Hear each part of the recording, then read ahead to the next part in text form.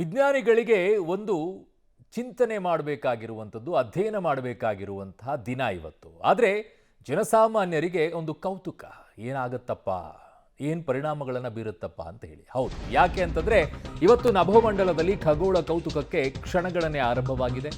ರಾತ್ರಿ ಅತ್ಯಂತ ಸುದೀರ್ಘವಾಗಿ ರಾಹುಗ್ರಸ್ತ ಚಂದ್ರಗ್ರಹಣ ಇವತ್ತಿರೋದು. ವರ್ಷದ ಎರಡನೆಯ ಮತ್ತು ಕೊನೆಯ ಚಂದ್ರಗ್ರಹಣ ಇದಾಗಿದೆ. ಸೂರ್ಯ, ಭೂಮಿ, ಚಂದ್ರನ ನಡುವೆ ನೆರಳಿನಾಟ ಇದು.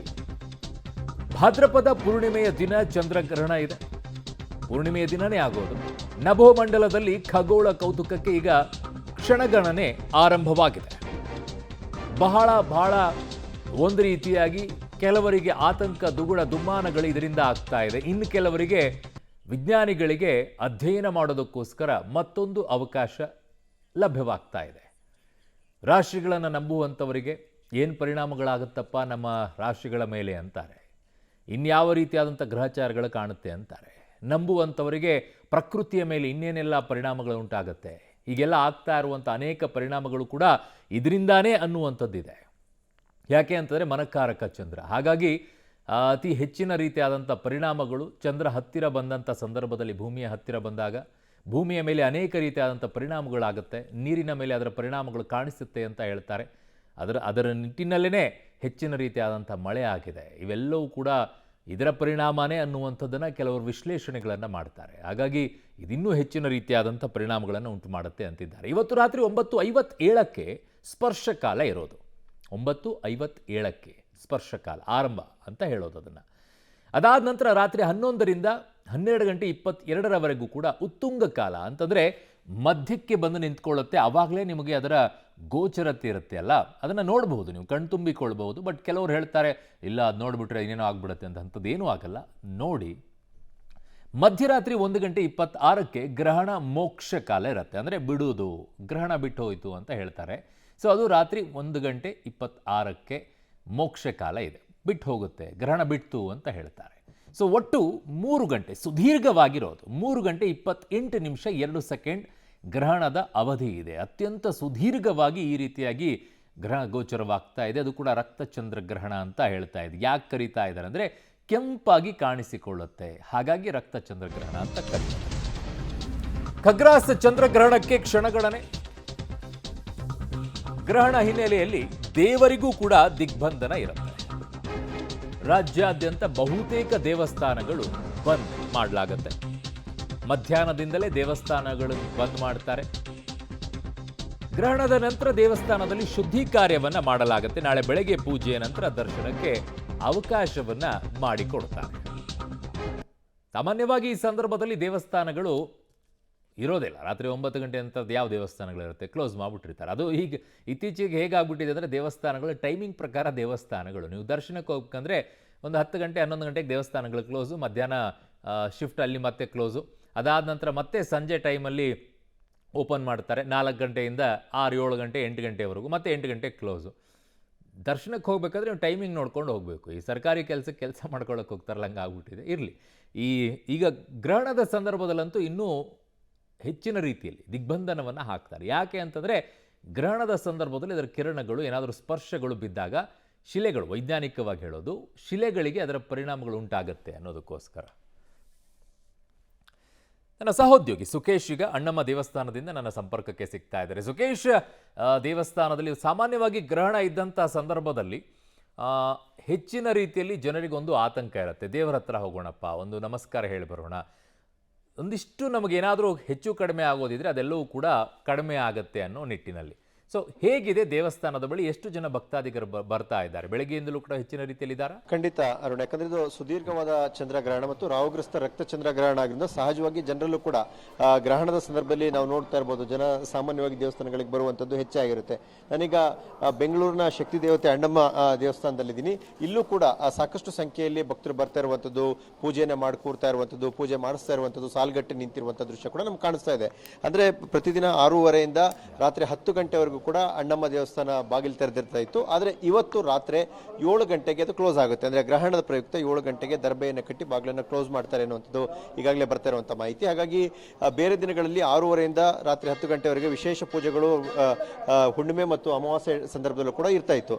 ಆದರೆ ಇವತ್ತಿನ ಮಟ್ಟಿಗೆ ಹೇಳೋದಾದ್ರೆ ಇವತ್ತು 6:30ಗೆ ಶುರುವಾಗಿದ್ರು ಕೂಡ ಇನ್ನೊಂದಷ್ಟು ಅಲಂಕಾರ ಪೂಜೆಗಳು ಕೂಡ ನಡೀತಾ ಇದ್ದಾವೆ. ಇವೆಲ್ಲವೂ ಮಾಡಿಕೊಂಡು ರಾತ್ರಿ 7 ಗಂಟೆಗೆ ಸರಿಯಾಗಿ ಇವತ್ತು ಅಂದರೆ ಸುಮಾರು 3 ಗಂಟೆ ಮುಂಚಿತವಾಗಿ ಪ್ರತಿದಿನ 10 ಗಂಟೆವರೆಗೆ ಇರ್ತಾ ಇತ್ತು. ಇವತ್ತು 7 ಗಂಟೆಗೆ ಸಂಪೂರ್ಣ ಗ್ರಹಣದ ಕಾರಣಕ್ಕಾಗಿ ದೇವಸ್ಥಾನ ಬಂದ್ ಮಾಡ್ತಾರೆ. ನಾಳೆ ಬೆಳಿಗ್ಗೆ 6:30ಕ್ಕೆ ಎಂದಿನಂತೆ ಪೂಜೆ ಶುರು ಆಗುತ್ತೆ. ಅದಕ್ಕೆ ಮುಂಚಿತವಾಗಿ ಸ್ವಚ್ಛತಾ ಕಾರ್ಯವನ್ನ ಮತ್ತೆ ಗ್ರಹಣದ ಸಂದರ್ಭದಲ್ಲಿ ಮಾಡಬಹುದಾದಂಥ ವಿಶೇಷವಾದ ಸ್ವಚ್ಛತೆ ಮತ್ತು ಸಿದ್ಧತೆಗಳೇನಿದೆ ಅವೆಲ್ಲವನ್ನು ಕೂಡ ನಾಳೆ ಬೆಳಗಿನ ಜಾವ ಮಾಡ್ತೀವಿ ಅನ್ನುವಂಥದ್ದು ಕೂಡ ತಿಳಿಸ್ತಾ ಇದ್ದಾರೆ. ಹಾಗೆ ನಾಳೆ ಬೆಳಿಗ್ಗೆ 6:30ಗೆ ಶುರುವಾಗುವ ಮುಂಚಿತವಾಗಿ ಶುದ್ಧೀಕರಣ ಕಾರ್ಯವನ್ನು ಮಾಡಲಿಕ್ಕೆ ಕೂಡ ಈಗಾಗಲೇ ದೇವಸ್ಥಾನ ಕಮಿಟಿ ತೀರ್ಮಾನ ಮಾಡಿದೆ. ಹಾಗಾಗಿ ಸಹಜವಾಗಿ ಚಂದ್ರಗ್ರಹಣ ಸಂದರ್ಭದಲ್ಲಿ ಇರುವಂಥ ಜನರಲ್ಲೂ ಕೂಡ ಹೆಚ್ಚಿನ ಸಂಖ್ಯೆಯಲ್ಲಿ ದೇವಸ್ಥಾನಗಳಿಗೆ ಬರುವಂಥದ್ದೆಲ್ಲ ನಾವು ನೋಡ್ತಾ ಇರ್ತೀವಿ. ಅದೇ ರೀತಿಯಲ್ಲಿ ಇಲ್ಲೂ ಕೂಡ ಹೆಚ್ಚಿನ ಸಂಖ್ಯೆಯಲ್ಲಿ ಬಂದು ಇವತ್ತಿನ ಪೂಜೆಯಲ್ಲಿ ತೊಡಕೊಂಡಿರುವಂಥದ್ದು ಕೂಡ ಈಗ ನಮಗೆ ಕಂಡು ಬರ್ತಾ ಇದೆ. ಅರುಣ್. ಓಕೆ ಸುಕೇಶ್, ನಿಮ್ಮೆಲ್ಲ ಮಾಹಿತಿಗೆ ಧನ್ಯವಾದಗಳು. ಇನ್ನು ನನ್ನ ಮತ್ತೊಬ್ಬ ಸಹೋದ್ಯೋಗಿ ಪವಿತ್ರ ಈಗ ನವರಂಗ ಬಳಿ ಬೆಂಗಳೂರಿನಲ್ಲಿ ಶನೇಶ್ವರ ದೇವಸ್ಥಾನದ ಬಳಿಯಿಂದ ನನ್ನ ಸಂಪರ್ಕಕ್ಕೆ ಸಿಗ್ತಾ ಇರೋದು. ಪವಿತ್ರ, ಈಗ ಇವತ್ತಿನ ದಿನ ಸಾಮಾನ್ಯವಾಗಿ ಜನಸಾಮಾನ್ಯರು ಒಂದು ರೀತಿಯಾಗಿ ಗಾಬರಿ ಇದ್ಬಿಡ್ತೀವಿ. ಗ್ರಹಣ ಕಾಲಪ್ಪ, ಇನ್ನೇನು ಪರಿಣಾಮಗಳುಂಟು ಮಾಡಿಬಿಡುತ್ತೋ. ಅದರಲ್ಲೂ ಕೂಡ ಶನೇಶ್ವರ ಸ್ವಾಮಿ ಅಂತಂದರೆ ಕೈ ಮುಗಿದು ಬಿಡ್ಕೊಂಡ್ಬಿಡ್ತಾರೆ. ಯಾವುದು ಕಾಟ ಕೊಡಬೇಡಪ್ಪ, ದಯವಿಟ್ಟು ನಮ್ಮನ್ನು ಇದರಿಂದ ಮುಕ್ತಿಗೊಳಿಸು ಅಂಥೇಳಿ. ಆ ಥರದ ವಾತಾವರಣ ಸಹಜವಾಗಿ ದೇವಸ್ಥಾನದಲ್ಲಿ ಕಾಣಿಸುತ್ತೆ. ನಿಮಗೂ ಹಾಗೆ ಕಾಣಿಸ್ತಾ ಇದೆಯಾ? ಅಲ್ಲಿ ಹೇಗೆ ಬರ್ತಾ ಇದ್ದಾರೆ ಭಕ್ತಾದಿಗಳು? ಹೌದು ಅರುಣ್, ಯಾಕಂದ್ರೆ ಗ್ರಹಣ ಕಾಲಕ್ಕೂ ಮುನ್ನ ದೇವರ ದರ್ಶನವನ್ನ ಮಾಡಿದ್ರೆ ಉತ್ತಮ ಅನ್ನುವಂತಹ ನಂಬಿಕೆ ಎಲ್ಲರಲ್ಲೂ ಕೂಡ ಇದೆ. ಅದರಲ್ಲೂ ಕೂಡ ಶನೇಶ್ವರ ದೇವರು ಅಂತ ಅಂದ್ರೆ ಅವರು ಎಲ್ಲಾ ಗ್ರಹಚಾರವನ್ನ ಕಳೆಯುವವರು ಅನ್ನುವಂತಹ ನಂಬಿಕೆ ಜನಸಾಮಾನ್ಯರಲ್ಲಿ ಇರೋದ್ರಿಂದ ಸಾಕಷ್ಟು ಜನ ಭಕ್ತರು ಗ್ರಹಣ ಕಾಲಕ್ಕೂ ಮುನ್ನ ಶನೇಶ್ವರನ ದರ್ಶನಕ್ಕೆ ಬರ್ತಾ ಇದ್ದಾರೆ. ಜೊತೆಗೆ ನಾಳೆ ವಿಶೇಷವಾಗಿರುವಂತಹ ಗ್ರಹಣ ಶಾಂತಿ ಹೋಮಗಳಿರುತ್ತೆ. ಸೊ ಹಾಗಾಗಿ ಅದರಲ್ಲೂ ಕೂಡ ಭಾಗಿಯಾಗೋದಕ್ಕೆ ಭಕ್ತರು ಸಾಕಷ್ಟು ಸಂಖ್ಯೆಯಲ್ಲಿ ನೋಂದಣಿಯನ್ನ ಅಥವಾ ಇಲ್ಲಿ ಬಂದು ಕೇಳುವಂಥದ್ದು ಆ ರೀತಿ ನಡೆಸ್ಕೊಂಡು ಬಂದಿದ್ದಾರೆ. ಇನ್ನು ಗ್ರಹಣ ಕಾಲಕ್ಕೂ ಆರಂಭಕ್ಕೂ ಮುನ್ನ ದೇವರಿಗೆ ವಿಶೇಷವಾಗಿ ದರ್ಭೆಯಿಂದ ಬಂಧನ ಮಾಡುವಂಥದ್ದು, ಜೊತೆಗೆ ದೇಗುಲವನ್ನು ಶುದ್ಧೀಕರಣ ಮಾಡುವಂತಹ ಕಾರ್ಯ ಎಲ್ಲವೂ ಕೂಡ ನಡೆಯುತ್ತೆ. ಈಗ ತದನಂತರ ಗ್ರಹಣ ಕಾಲಕ್ಕೂ ಅಂದ್ರೆ ಸಂಜೆಯ ಮೇಲೆ ಓಪನ್ ಆಗಿ ಗ್ರಹಣ ಕಾಲಕ್ಕೂ ಮುನ್ನ ದೇಗುಲವನ್ನ ಕಂಪ್ಲೀಟ್ ಆಗಿ ಬಂದ್ ಮಾಡ್ತಾರೆ. ಈಗಾಗಲೇ ಭಕ್ತರು ಕೂಡ ಬಂದು ದೇವರಿಗೆ ಕೈ ಮುಗಿದುಕೊಂಡು ಹೋಗ್ತಾ ಇದ್ದಾರೆ. ನಮ್ಮ ಜೊತೆ ದೇವಸ್ಥಾನದ ಪ್ರಮುಖ ಅರ್ಚಕರು ಕೂಡ ಇದ್ದಾರೆ, ಅವ್ರನ್ನೂ ಕೂಡ ಮಾತಾಡ್ಸೋಣ. ಗುರುಗಳೇ, ಯಾವ ರೀತಿ ಪೂಜೆ ನಡೀತಾ ಇದೆ ಇವತ್ತು? ಗ್ರಹಣ ಕಾಲಕ್ಕೂ ಮುನ್ನ ತುಂಬಾ ಜನ ಭಕ್ತರು ಬಂದು ಕೈ ಮುಗಿತಾ ಇದ್ದಾರೆ ಅಂತ ಅನಿಸ್ತಾ ಇದೆ. ಹೌದು, ಬರ್ತಾ ಇದೆ. ಯಾವ ರೀತಿ ನಂಬಿಕೆ ಜನರಿಗೆ? ಇಲ್ಲ, ಗ್ರಹಣದಲ್ಲಿ ಇಲ್ಲಿ ನಮ್ಮ ಸನ್ನಿಧಿಯಲ್ಲಿ ಬಹಳ ಒಂದು ಸನ್ನಿಧಿಯಲ್ಲಿ ಮಹತ್ತರವಾದ ಒಂದು ಭಕ್ತಿಯನ್ನು ಅವರು ಅರ್ಪಿಸ್ತಾ ಇದ್ದಾರೆ. ಮತ್ತು ಬಂದು ಬೆಳಗ್ಗೆ ಅವರ ಒಂದು ಕೋರಿಕೆ ಏನಿದೆ ಅದು ಸ್ವಾಮಿಯಲ್ಲಿ ಕೇಳಿಕೊಂಡು ಎಲ್ಲ ಅನುಗ್ರಹ ಪಡೀತಾ ಇದ್ದಾರೆ. ಮತ್ತು ಈ ಗ್ರಹಣ ಇರೋದರಿಂದ ಬೆಳಗ್ಗೆ 7ರಿಂದ 11ಕ್ಕೂ ಮತ್ತು ಸಂಜೆ ಒಂದು 7-8 ಗಂಟೆವರೆಗೂ ಬಾಗಿಲು ತೆಗೆದಿರ್ತೀವಿ. ಆಮೇಲೆ ಬಾಗಿಲು ಮುಚ್ಚಿಬಿಟ್ಟು ಮತ್ತು ಒಳಗಡೆ ನಾವು ಪೂಜೆ ಎಲ್ಲ ಬಿಂಬು ಶುದ್ಧಿಗಳೆಲ್ಲ ಪೂಜೆ ಮಾಡ್ಕೊಳ್ತೀವಿ. ಮಾಡಿ ಆಮೇಲೆ ಬೆಳಿಗ್ಗೆ ಒಂದು ಶಾಂತಿ ಪೂಜೆ ಮಾಡಿ ಎಲ್ರಿಗೂ ದರ್ಶನಕ್ಕೆ ಒಂದು ಅವಕಾಶ ಮಾಡಿ ದಾನಗಳು ಇದೆಲ್ಲ ಏನಿದೆ ತರ್ಪಣ ದಾನಗಳು ಇದೆಲ್ಲ ಮಾಡ್ಕೊಳ್ತೀವಿ. ಗುರುಗಳೀಗ ಗ್ರಹಣ ಅಂತಂದ್ರೆ ಜನಸಾಮಾನ್ಯರಿಗೆ ಒಂದು ನಂಬಿಕೆ, ಅದು ಸೂತಕದ ಛಾಯೆ ಅನ್ನುವಂಥದ್ದು ಆ ರೀತಿಯಾಗಿ. ಸೊ ತಾವು ಯಾವ ರೀತಿ ಸಲಹೆಯನ್ನು ಕೊಡ್ತೀರಾ, ಯಾವ ರೀತಿ ಅನುಷ್ಠಾನವನ್ನು ಮಾಡಬೇಕು ಆ ವಿಚಾರದಲ್ಲಿ ಹೇಳೋದಾದ್ರೆ? ಇಲ್ಲ, ಹುಟ್ಟು ಬಟ್ಟೆಯಲ್ಲಿ ಸ್ನಾನ ಮಾಡಿ ಮತ್ತು ಅದರಲ್ಲಿ ಆಧ್ಯಾತ್ಮಿಕವಾಗಿ ಏನಿರುತ್ತೆ, ಹಾಡಾಗ್ಬೋದು ಅಥವಾ ಜಪ ಆಗ್ಬೋದು, ಮಡಿ ಸರಮಾಲೆಯಲ್ಲಿ ಮಡಿ ಇದರಿಂದ ಸ್ವಾಮಿ ಓಂ ಶ್ರೀ ಮಾತ್ರೇ ನಮಃ ಅಂತ ಹೇಳ್ಬೋದು.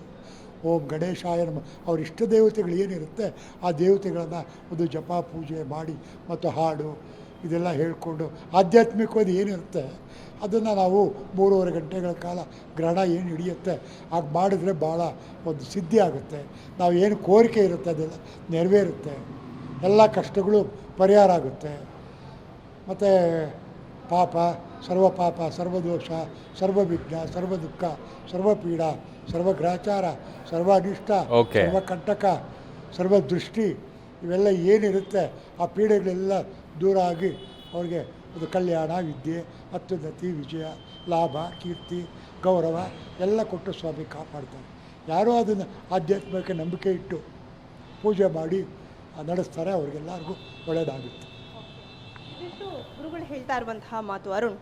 ಓಕೆ ಪವಿತ್ರ, ನಿಮ್ಮೆಲ್ಲ ಮಾಹಿತಿಗೆ ಧನ್ಯವಾದಗಳು. ಇನ್ನು ನನ್ನ ಸಹೋದ್ಯೋಗಿ ನಾಗೇಶ್ ಈಗ ಬೆಂಗಳೂರಿನ ಗಾಳಿ ಆಂಜನೇಯ ದೇವಸ್ಥಾನದಿಂದ ನನ್ನ ಸಂಪರ್ಕಕ್ಕೆ ಸಿಗ್ತಾ ಇದ್ದಾರೆ. ನಾಗೇಶ್, ಗಾಳಿ ಆಂಜನೇಯ ದೇವಸ್ಥಾನ ಒಂದು ಕಡೆಗೆ ಶನಿ ಸ್ವಾಮಿಯನ್ನ ಅತ್ಯಂತ ಹೋಗಿ ಬೇಡಿಕೊಳ್ಳುವುದು ಸಾಮಾನ್ಯ. ಈ ಸಂದರ್ಭದಲ್ಲಿ ಕಷ್ಟಗಳು ಬರಬಾರ್ದಪ್ಪ ಅಂತ ಹೇಳಿ ಅದರ ಜೊತೆಗೆ ಎರಡನೆಯದ್ದು ಅಂತಂದ್ರೆ ಆಂಜನೇಯ ಸ್ವಾಮಿಯ ಬಳಿ ಅತಿ ಹೆಚ್ಚಾಗಿ ಬರ್ತಾರೆ. ಗಾಳಿ ಆಂಜನೇಯ ದೇವಸ್ಥಾನದಲ್ಲಿ ಯಾವ ರೀತಿ ಭಕ್ತರು ಬರ್ತಾ ಇದ್ದಾರೆ? ಅರುಣ್, ಈಗಾಗಲೇ ಚಂದ್ರಗ್ರಹಣ ಇರುವಂಥ ಕಾರಣಕ್ಕಾಗಿ ಬೆಳಗ್ಗೆಯಿಂದಲೂ ಕೂಡ ಭಕ್ತಾದಿಗಳು ಗಾಳಿ ಆಂಜನೇಯ ಸ್ವಾಮಿ ದೇವಸ್ಥಾನಕ್ಕೆ ಬಂದು ತಮ್ಮ ಪೂಜೆಯನ್ನು ಸಲ್ಲಿಸುವಂಥ ಕೆಲಸವನ್ನು ಮಾಡ್ತಿದ್ದಾರೆ. ನಾನು ವಿಜುವಲ್ಸ್ಗಳಲ್ಲಿ ನಿಮಗೆ ತೋರಿಸ್ತಾ ಇದ್ದೀನಿ. ಬೆಳಗ್ಗೆಯಿಂದಲೂ ಕೂಡ ಭಕ್ತಾದಿಗಳು ಸರತಿ ಸಾಲಿನಲ್ಲಿ ಬಂದು ತಮಗೆ ಭಕ್ತಿಯನ್ನು ಪೂಜೆ ಮಾಡುವ ಕೆಲಸವನ್ನು ಮಾಡ್ತಿರುವಂಥದ್ದು. ಅದರ ಜೊತೆಗೆ ಇವತ್ತು ಚಂದ್ರಗ್ರಹಣ ಇರುವಂಥ ಕಾರಣಕ್ಕಾಗಿ ಮಧ್ಯಾಹ್ನದ ನಂತರ ಗಾಳಿ ಆಂಜನೇಯ ಸ್ವಾಮಿ ದೇವಸ್ಥಾನವನ್ನು ಕ್ಲೋಸ್ ಮಾಡಲಾಗುತ್ತೆ. ಮಧ್ಯಾಹ್ನ ನಂತರ ಕ್ಲೋಸ್ ಮಾಡಿದ್ರೆ ನಾಳೆ ಬೆಳಿಗ್ಗೆ 8:30 ನಂತರ ಭಕ್ತಾದಿಗಳಿಗೆ ಒಂದು ದರ್ಶನಕ್ಕೆ ವ್ಯವಸ್ಥೆಯನ್ನು ಮಾಡಲಿಕ್ಕೆ ಎಲ್ಲ ರೀತಿಯ ತಯಾರಿಗಳನ್ನು ಮಾಡ್ಕೊಂಡಿರುವಂಥದ್ದು. ಅದರ ಬಗ್ಗೆ ಮಾತಾಡಲಿಕ್ಕೆ ಗಾಳಿ ಆಂಜನೇಯ ಸ್ವಾಮಿ ದೇವಸ್ಥಾನದ ಅರ್ಚಕರು ನನ್ನ ಜೊತೆ ಇದ್ದಾರೆ. ಅವರನ್ನು ಮಾತಾಡ್ತೀನಿ. ಸರ್, ಈಗ ನಾಳೆ ಎಷ್ಟು ಗಂಟೆಯಿಂದ ಭಕ್ತಾದಿಗಳಿಗೆ ಒಂದು ವ್ಯವಸ್ಥೆ ಮಾಡುತ್ತೆ ದರ್ಶನಕ್ಕೆ? ಶ್ರೀ ಗಾಳಿ ಆಂಜನೇಯ ಸ್ವಾಮಿ ದೇವಸ್ಥಾನದಲ್ಲಿ ವಿಶ್ವಾವಸು ನಾಮ ಸಂವತ್ಸರದ ಮೊದಲನೇ ಗ್ರಹಣ ಆಗಿರೋದ್ರಿಂದ ಚಂದ್ರಗ್ರಹಣ ಇದು. ಆದ್ದರಿಂದ ಇವತ್ತು ಎಂದಿನಂತೆ ಪೌರ್ಣಮಿಯ ದಿನ ಸ್ವಾಮಿಗೆ ವಿಶೇಷವಾದಂಥ ಪೂಜೆ ಆದ ನಂತರ ಸತ್ಯನಾರಾಯಣ ವ್ರತ ಇರುತ್ತೆ. ಇದಾದ ನಂತರ ದೇವಸ್ಥಾನದಲ್ಲಿ ಮಾಧ್ಯಾಹ್ನಿಕ ಆರಾಧನೆಯನ್ನು ಮುಗಿಸಿ ದೇವಸ್ಥಾನವನ್ನು ಮುಚ್ಚಲಾಗುತ್ತೆ. ಇವತ್ತು ರಾತ್ರಿ ಏನು ರಾಹುಗ್ರಸ್ತ ಚಂದ್ರಗ್ರಹಣ ಇರೋದ್ರಿಂದ ರಾತ್ರಿ 9:45ಗೆ ಪ್ರಾರಂಭ ಆಗಿ ರಾತ್ರಿ 1:45 ಸುಮಾರುವರೆಗೆ ಈ ಗ್ರಹಣ ಇರೋದ್ರಿಂದ ಆ ಸಮಯದಲ್ಲಿ ದೇವರನ್ನು ದರ್ಬೆಗಳ ಜೊತೆ ದಿಗ್ಬಂಧನವನ್ನು ಮಾಡಿ ಅದಾದ ನಂತರ ಗ್ರಹಣ ಮೋಕ್ಷ ನಂತರ ದೇವರಿಗೆ ಆಲಯವನ್ನು ಶುದ್ಧಿ ಮಾಡಿ ಪುಣ್ಯಾಹವಾಚನವನ್ನು ಮಾಡಿ ಎಂದಿನಂತೆ ದೇವರಿಗೆ ಪಂಚಾಮೃತ ಅಭಿಷೇಕವನ್ನು ಮಾಡಿ ದೇವರಿಗೆ ಪೂಜೆ ಆದ ನಂತರ ಅಂದರೆ ನೈವೇದ್ಯ ಎಲ್ಲ ಸಂಪೂರ್ಣವಾಗಿ ಆದ ನಂತರ ಭಕ್ತಾದಿಗಳಿಗೆ ದರ್ಶನಕ್ಕೆ ಅವಕಾಶ ಮಾಡಿಕೊಳ್ಳುವುದು. ಸರಿ, ಈ ಗ್ರಹಣದ ಸಂದರ್ಭದಲ್ಲಿ ಒಂದು ಆತಂಕ ಜನರಲ್ಲಿ ಇರುವಂಥದ್ದು, ಏನು ಮಾಡಬೇಕು ಏನು ಮಾಡಬಾರ್ದು ಅನ್ನುವಂಥ ಒಂದು ಆತಂಕ. ಆ ಸಂದರ್ಭದಲ್ಲಿ ಹೇಗಿರುವುದು? ಇದು ಪೌರ್ಣಮಿ ಚಂದ್ರಗ್ರಹಣ ಆಗಿರೋದ್ರಿಂದ ಚಂದ್ರನಿಗೆ ರಾಹು ಅಡ್ಡ ಬರುವುದು ಅಂತ.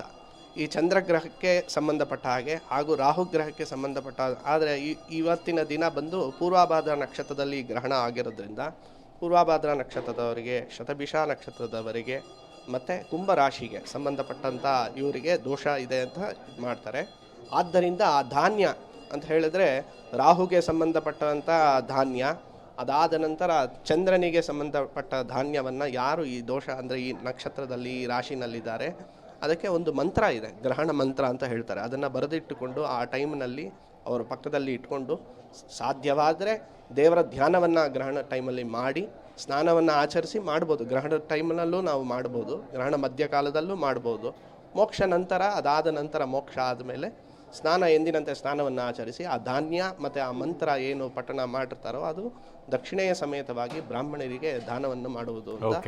ಇದರಿಂದ ಈ ದೋಷಗಳು ಏನೇ ಗ್ರಹಣದ ಆ ಕಿರಣಗಳು ನಮ್ಮ ಮೇಲೆ ಬಿದ್ದಿರ್ಬೋದಾಗಿರ್ಬೋದು, ಅಥವಾ ನಾವು ಆ ಸಮಯದಲ್ಲಿ ಏನಾದರೂ ಆಹಾರವನ್ನು ಸೇವಿಸುವುದು, ಹೊಟ್ಟೆಯಲ್ಲಿ ಏನು ಆಹಾರ ಇರಬಾರ್ದು ಅಂತ ಹೇಳ್ತಾರೆ. ಈ ಟೈಮ್ನಲ್ಲಿ ಆದ್ದರಿಂದ ಇವತ್ತು ಮಧ್ಯಾಹ್ನ 12 ಗಂಟೆ 1 ಗಂಟೆ ಒಳಗೆ ಎಲ್ಲ ಆಹಾರವನ್ನು ಸೇವಿಸಬೇಕು ಅಂತ ಏನು ಹೇಳಿದ್ದಾರೆ, ಆ ಸಮಯದಲ್ಲಿ ನಮ್ಮ ಹೊಟ್ಟೆಯಲ್ಲಿ ಯಾವುದೇ ರೀತಿಯಾದ ಆಹಾರ ಇರಬಾರ್ದು ಅನ್ನೋ ಒಂದು ಇದು ನಡ್ಕೊಂಡು ಬಂದಿದೆ. ಆ ಟೈಮ್ನಲ್ಲಿ ನಾವು ಏನೇ ಗ್ರಹಣ ಇದು ಎಷ್ಟೇ ಇದು ಚಂದ್ರನಿಗೆ ಕಷ್ಟ ಬರುವಂಥ ಕಾಲ, ಆ ಟೈಮ್ನಲ್ಲಿ ನಾವು ತಿನ್ನೋದು ಅಥವಾ ಏನೋ ಒಂದು ಆಚರಣೆ ಮಾಡೋದ್ರಿಂದ ಅವನಿಗೆ ಸ್ವಲ್ಪ ಅದರಲ್ಲಿ ಕ್ರೋಧ ಉಂಟಾಗತ್ತೆ ಅನ್ನೋ ಒಂದೇ ಒಂದು ಉದ್ದೇಶದಲ್ಲಿ ಇದನ್ನು ಆಚರಣೆ ಮಾಡ್ಕೊಂಡ್ಬಂದಿದೆ. ಅರುಣ್, ಈಗ ಭಕ್ತಾದಿಗಳೇನಿದ್ದಾರೆ ಅವರು 8 ಗಂಟೆ ನಂತರ ನಾಳೆ ದೇವಸ್ಥಾನ ಶುದ್ಧೀಕರಣವಾದ ಬಳಿಕ ಅವರಿಗೆ ದರ್ಶನಕ್ಕೆ ವ್ಯವಸ್ಥೆ ಮಾಡಿಕೊಳ್ಳಲಾಗುತ್ತೆ. ಮತ್ತು ಚಂದ್ರಗ್ರಹಣ ಇರುವಂಥ ಓಕೆ ನಾಗೇಶ್, ನಿಮ್ಮೆಲ್ಲ ಮಾಹಿತಿಗೆ ಧನ್ಯವಾದಗಳು.